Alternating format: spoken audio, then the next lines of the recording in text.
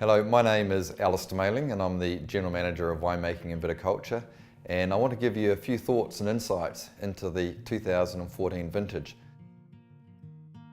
We were blessed with beautiful conditions which resulted in the perfect flowering back in October and November, and the result of that, combined with the settled weather, really gave us hope that we were in for a great vintage, and certainly to date it's looking like that.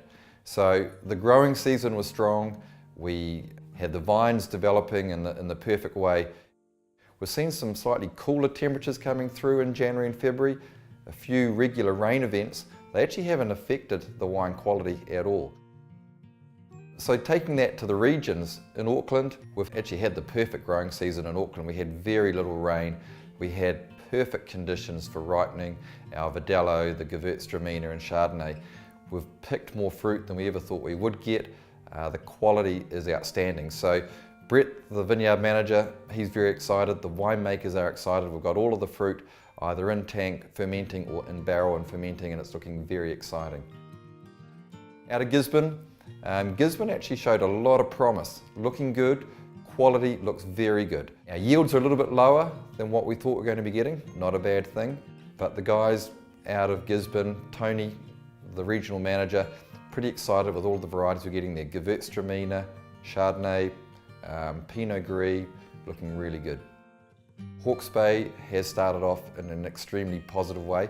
Probably one of the best Chardonnay vintages that we've ever had, and a lot of people are going to be talking up the Hawke's Bay Chardonnay out of 2014. Great fruit, great flavour, great intensity. We're all going to be looking forward to seeing that in the bottle.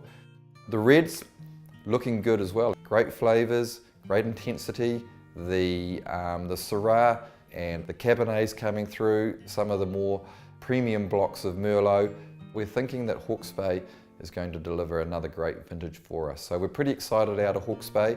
Time will tell, of course, and on the back of the 2013 vintage, which was great, there's a lot of pressure to perform out of 14. Moving across to Marlborough. Marlborough is tracking to deliver us another good example of what we'd expect from that region. Good example of fruit, flavours, intensity. Looking solid, looking great, potentially it's going to be a good one. What we're likely to see is a typical vintage. Talking to the vineyard manager, he's saying business as usual, flavours are looking good, the fruit is ripening, condition is brilliant, so I'd expect nothing less going forward. So overall, for Villa Maria, out of 2014, we're expecting some pretty smart fruit actually. It's going to be good, the flavours are intense, the yields are moderate to solid, which is great. It's going to allow us to supply all of the markets around the world, and speaking on behalf of all the winemakers and the viticulturists, I think everyone's going to walk away from the vintage being pretty happy and pretty proud of what they've got.